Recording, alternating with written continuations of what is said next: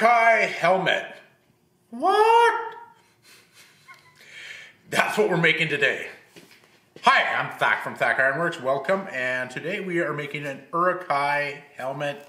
I've got my crappy little reference picture there. I don't know if you can see that on the camera. There is the Uruk from the Lord of the Rings, obviously, and I've got my book here, which is a great little reference book for guys who make stuff out of this. And we'll move to the Uruk, and it says, the Uruk in Black's Beach means orc race, and they were a thoroughbred strain of orcs that were first created by Sauron in the Third Age by crossing orcs with goblin men to be used as soldiers against free peoples of Middle-earth. So these cheerful fellows have their own distinctive type of armor, and that's what we're going to be working on today. So come on down to the table here. By the way, it's Thak from Thak Ironworks. Welcome to our video. I have done these helmets before. I've done Uruk armor in the past, and I'm looking at the template. I always put dates on my templates. March 03, so we're 2021 now, so 18 years ago is when this template was made. So it's been quite a while since I've done these helmets. I may have done one a few years after I'd made the template, but anyway, this is it all laid out here. So what I'm going to do is cut the pieces out. Should be noted on these helmets that it's different than a typical medieval style helmet in a few ways. See, I don't know if I can find anything that you will be able to see. Now, I don't know, Eric, if you can get a close-up of that.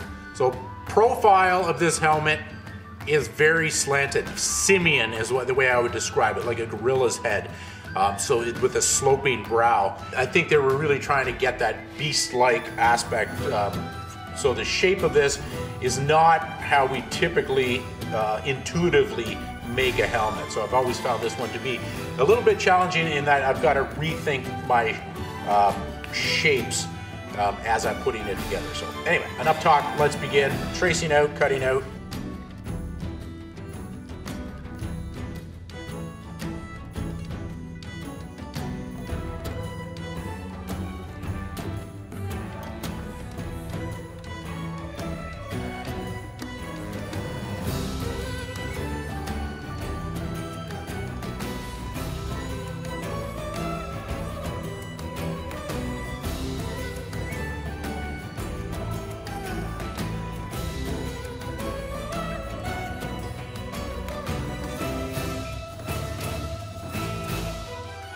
Okay, so I'm going to start shaping the two halves of the helmet, and I'm going to be doing that hot over a ball as opposed to dishing. And if you've watched my past videos, I've explained that in the past, but essentially I can get more depth doing it this way, and doing it hot, I can do it faster, more comfortably than I can just dishing it, but at the same time I'm not stretching out the steel in its deepest part there. So it's a more efficient and effective way to do it.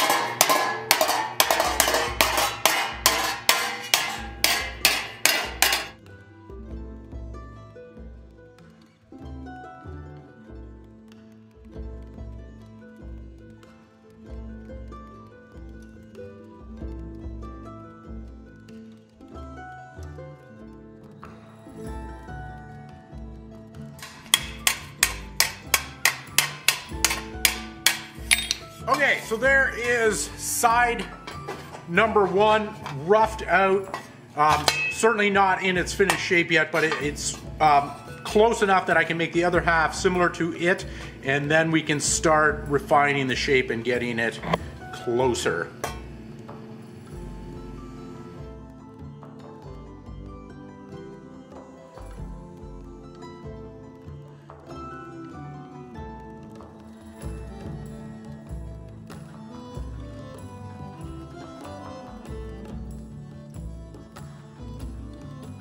All right, progress is being made here. I've got my two halves roughed out, and switch hands here. Put this on here. I don't know if you're getting the idea of what is supposed to be happening. So they're more or less the right shape now, and what I will be then doing is this triangular piece up here helps put them together. That's part of it there. Anyway, a long way to go. We're just getting into it now, but really nailing down the shape on these two pieces is kind of the key to the whole thing. Once we can get the bowl or the skull of the helmet in place, and the rest of the pieces are just shaped to fit. If you look at the profile of the helmet, you can see it looks like a salad from 15th century, that style of helmet. And one thing I like about the Peter Jackson movies was with their fantasy armor, a lot of it was taken from history and then just kind of tweaked a little bit, so it still had, to me, a really nice plausibility. The Uruk, the rest of it, it kind of goes out the window because it's such a bizarre helmet, bizarre armor. The whole theory with the Uruk is that they didn't armor the back because they were never supposed to turn their back. If they were turning their back, then they deserved to die, kind of thing. So they were only supposed to be going forward, so they only armored the front. And the armor was made very roughly. If you remember, it's like the second movie, about halfway through, when they're forging out their weapons and they're just like pounding away and then throwing them in great piles. So everything was made in a very haphazard and very rough sort of way. So the helmet and the armor always reflects that too. So this is going to be a very rough hammered look, and we just do forged black, and I really like that. It's not refined, but I really like that barbaric, raw sort of look. So let's continue on, shall we? Okay, getting closer to the shape here, what I need to do is have this coming flat across, and this tail scooping out here. So I need to bring this shape in. I need to hourglass a compound curve on there. For that, I turn to this stake, and I hear what you're saying, my viewing audience, is ballsy move. Ballsy move, Thak. And you know, I feel your support out there. I like your affirmations. I'm really happy to have you guys out there viewing these videos and commenting and stuff like that. You guys are the wind beneath my wings. So let's carry on. Here we go. So what I need to do is get in here between the balls, and I'm knocking down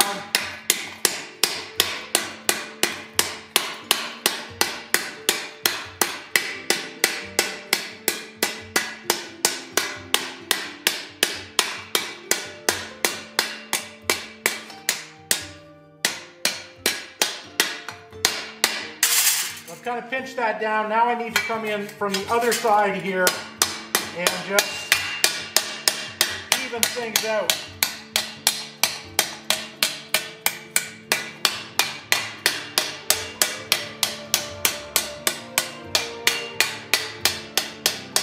So working inside and out, I can get that compound curve flowing nicely, and eventually get this so that it's all sitting up. Let me show my, like this one here. So I will do that. Right now I want to show you another step. So if you'll come over to this stake. So I've got my center spanner piece here for the center of the head. And I've got a line marked on, so that piece will be floating in there. What I need is a ridge along here, and I'm just going to do that, raising it over a stake from the outside. So I take a couple blows and find my stake, and I find that I'm on the line there. Then I can hit on either side and push that ridge up.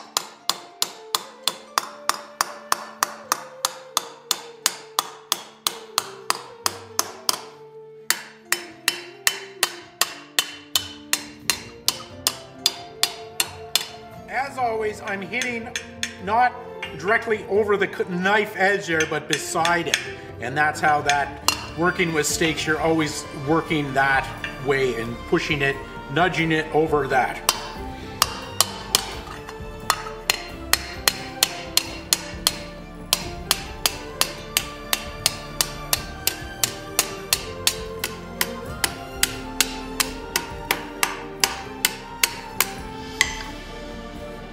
Okay, I'll do some further refining on that, deepen that up a little bit, and then I'll just do a little bit more work on the two halves, and then we can start joining these three pieces together and actually see if we can come up with a skull shape. All right, some time has elapsed. I went and welded the two halves together and welded and ground that, and then actually hammered it to transition everything nicely. I'm now in the process of putting the connector piece, this third piece here with the center ridge on. So you can see I've just tacked it on, and then as I do that, I put it over the ball and just kind of hammer things down, and I'll tack this whole thing, and then I will end up welding these seams. I'll have to push the bottom one up. Just want to show you just a touch of that process. I think it's far too boring to show the whole thing. So we'll come back after I've got this welded into one solid piece. See you soon.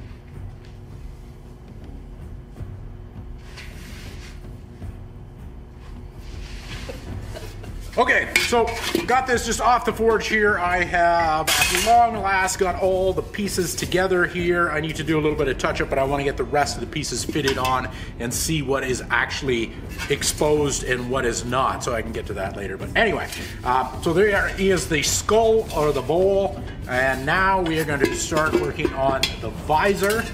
Piece comes around there. The visor consists of two pieces. So we've got this one and then this one. So let's begin shaping.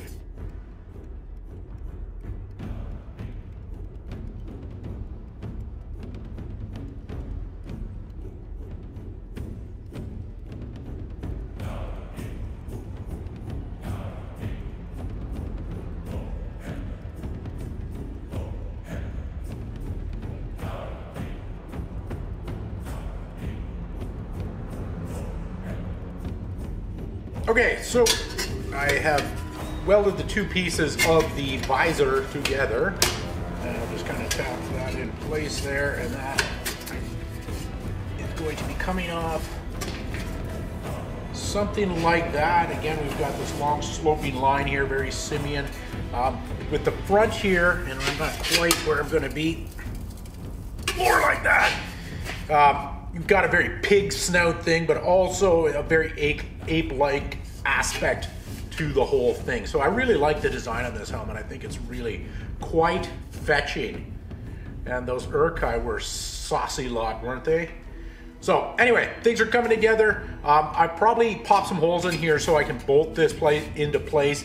And then we're gonna get into our little elf shoes pieces here, the Tusks, which then come over top and shape into that. So things are starting to actually come together quite nicely, but still a way to go. So let's do it. All right, so I just bolted the visor temporarily in place there, and now I can do some more shaping of both the helmet and the visor to get, try to get this sharpness of brow in here and just transition these plates out. So I need to do a little more work on that shaping. But let's start with what look like little elf shoes to me, the Tusks. So I'm going to start shaping that. This is probably the easiest shape on the entire helmet. I'm going to do that, and then also I waited on doing the crest till this point here because I seem to remember my cardboard may not work depending on what my actual back of skull shape ends up as. So now, if you'll just indulge me, I will put this in place here and see. And holy cow, I think it's gonna work. That way. I think my shape is good, so I should be able to cut out my piece of steel using this template here and be able to shape that. So I'm not gonna say we're in the home stretch here, but the last three pieces need to be shaped, and then we can do some refining and start assembling the whole mess.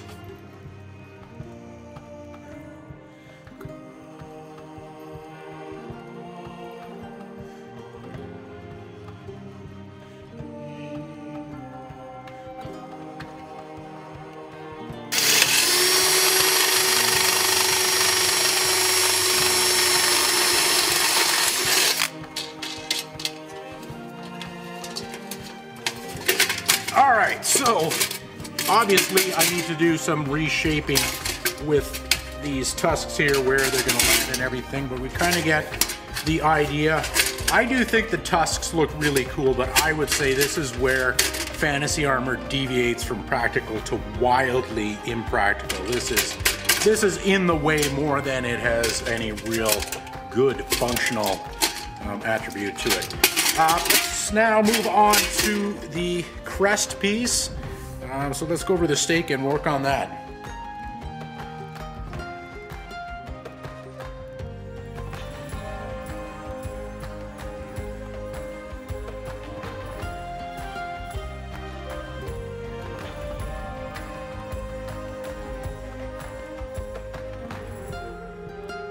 Okay, so I've got all the pieces roughed out and roughly bolted into the approximate place they're going to be, but still a ton of fine tuning to do here. So pretty pumped. It's looking good. A lot of shaping needs to be done on the tusks here. They're where they need to be there. I need to bring them around.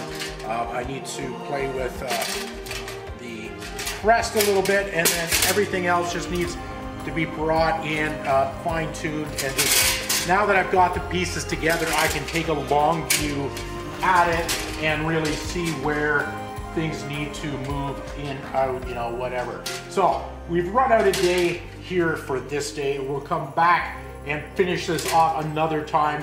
So I'll be able to do the final fine tuning on it and then assemble this, and we will have a finished helmet. All right, so the final step before assembly is heating the pieces up.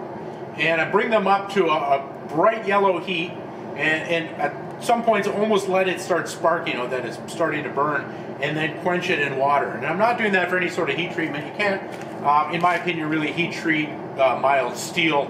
The best thing you can do is kind of case harden, and I find it does stiffen it up in that regard. But really what I'm doing is just trying to get a surface finish. For the Uruk stuff, it's got that really rough, dark finish, and I find that very hot and then quenching it immediately gives it kind of a really scaly sort of effect, and that's what I'm going for.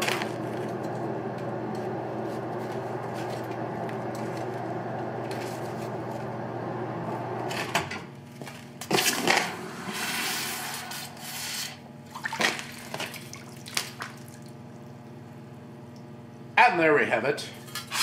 Let the assembly begin.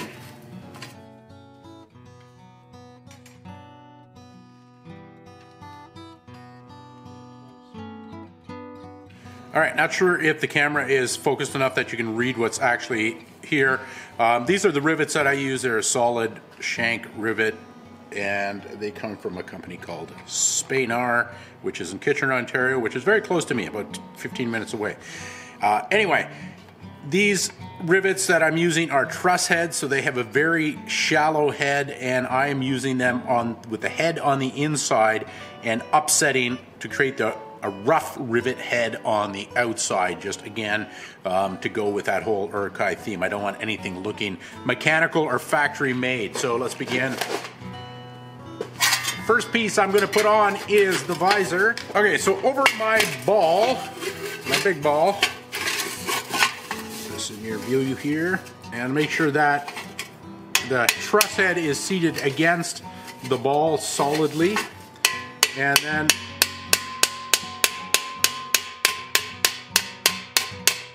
hammer it.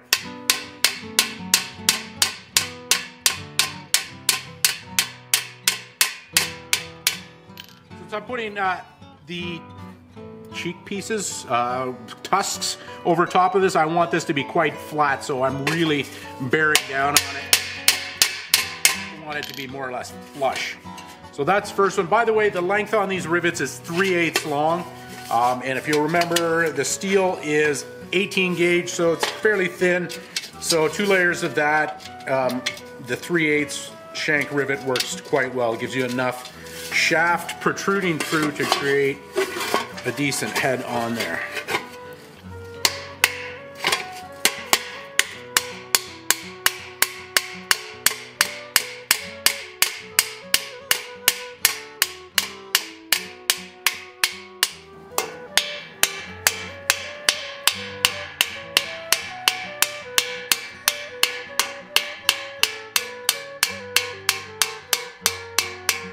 So I get the rivet halfway down, and then I'm going to switch to the bolting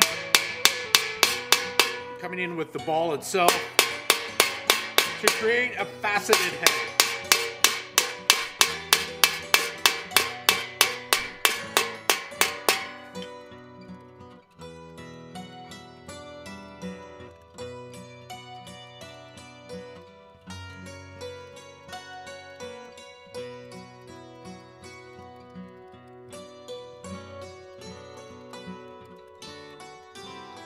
And it's done. Been a long time since I built one of those. That was kind of a fun little project I really enjoy that shape. So there we have it. Maybe I'll put it on. You guys always like to see things on. Something like that. I don't have the facial structure for it. I should have more of a protruding snout. I don't happen to have that. I'm sorry. Anyway, there we go. The Uruk. Cool helmet. Please subscribe. Comments below. Thumbs up. Patreon. Thanks to my patrons from Patreon. All that stuff. You know, all this YouTube thing. And here we go. I'll see you next time. More videos to come. See ya!